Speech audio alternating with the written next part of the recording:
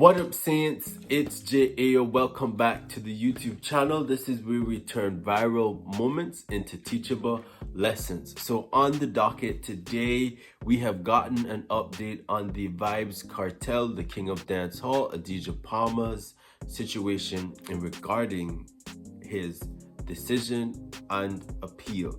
So what has been said, or before we get into the rest of the remainder, I need to say this. One, it's an interesting decision, but let's get into the get down. So basically, and laying a little bit of the foundation, Vybz Kartel had been put in prison for approximately 13 years. He was supposed to serve a sentence up until, I guess, later in his years of life. The thing is that the matter was appealed. It went to the Supreme Court in the United Kingdom.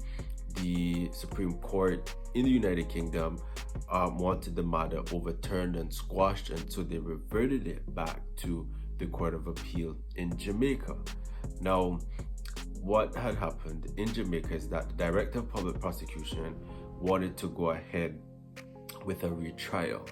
Now, the Court of Appeal in Jamaica wanted to see what the evidence was in regards to substantiating a retrial. So information in relation to that was placed or given sometime in May to July. And this was being headed up by the acting Director of Public Prosecution, which is Claudette Thompson, acting DPP, and the matter was heard. So on July the 31st, 2024, which was last week Wednesday, the acting president of the Court of Appeal, which is, I believe, Justice Marva McDonald Bishop, gave some opinions on what their decision would have been. But before I look at that, Vybz Kartel, also known as the king of dancehall, has grave disease. Now, grave disease affects your thyroid. So while he was in prison, he was under some harsh conditions, because prisons in Jamaica aren't really that, nice. So he had to endure some of that. So when we get into the case, because I've read the case as it relates to their decision on what they were going to do with either doing a retrial or not doing a retrial, they cited various reasons for before making their decision. So what the three judges on the bench, which included the acting president of the Court of Appeal, they wanted to look at the seriousness and the prevalence of the offense. They wanted to look at the strength of the prosecution's case. They wanted to look at the prosecution's witness, the availability of the defense witness, and they wanted to look at the matter of delay, like how expedient would this be? Would it be prejudicial if they went through with it? And so they list about 9 to 12 conditions on what they were looking at.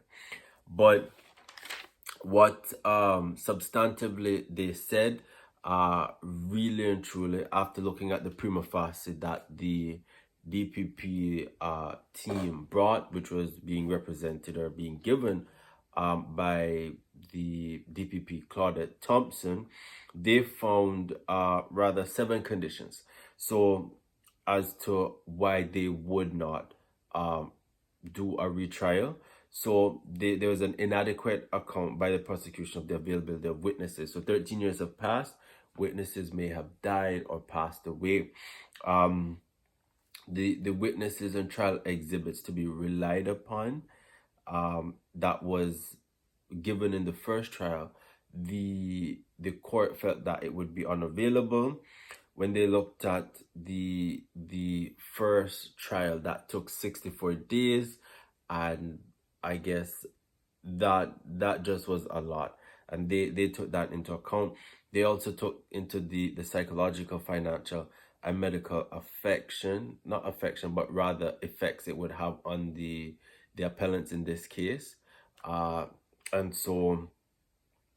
given that they had served 13 years in prison, Now, the other thing that they were looking at was the period of time between the commission and likely the time in which a new trial would take place would be at least 15 years. I don't know if that is the spread, but that's what they gave with that one.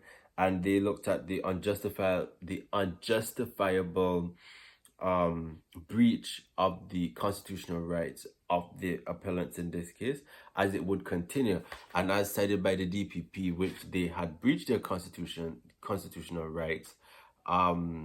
It wouldn't have looked good. Now, and then the last point was the potential prejudice that two appellants may face, in that they probably would have had to serve longer term sentences if the retrial went forth. Now, it was for those reasons why the Court of Appeal decided not to go ahead with the retrial, and the fact that it would take significant resources of the judiciary.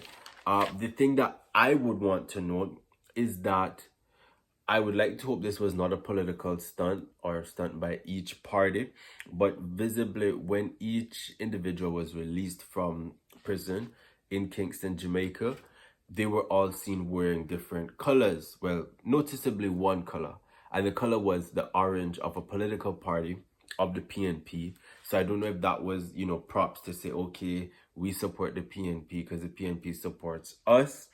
I know the DPP looks rather, I guess, frustrated because they lost the case, guys. The DPP in Jamaica lost the case, and this was being headed up by Claudette Thompson. I think with this in her first career, because this is a high-profile case that she's lost in her career, it's not an indictment on her, but rather an indictment on her predecessor. So she had to go through it either way. So Vybz Kartel is 48 years now, 48 years old, king of dancehall. He's out of prison. He has been making some rounds on social media, and he was promoting some products that he is backing and is behind. But what has been noted and said by Vybz Kartel is that when he was in prison, he said he had to pee in a bottle. He said he had to, release himself in a bag, in a plastic bag. And he even said that each day being in the cell felt like it was, he was burning every day. And so it seems like his health has taken a turn since being in prison and since his release. So you can see that he visibly looks different from, obviously before he went in and then coming out. He has been through the ringer. This is exciting news that he has been released. A lot of people across the globe, his supporters, are curious to see where he'll have his first concert, because he does produce an interesting body of art, and I think his story represents an underdog story of being the underdog. And in terms of his situation, in all intended purposes, he's a free man and he has no convictions. So that is for him. But people are waiting with a bated breath on the projects, on what he's gonna do. And I think the lesson that has to be learned in this is that if you do things right the first time, it will avoid all of these issues. Because had this been done the right way 13 years ago, it wouldn't have all these systematic problems and issues. But another thing to note, this case is a precedent-setting case, and so it will impact all other cases similar to this one in the future. Comment down below how many of you think he should have been freed, he should have not been freed. Guys, thank you so much. Don't forget to like and subscribe, and I'll see you in the next video.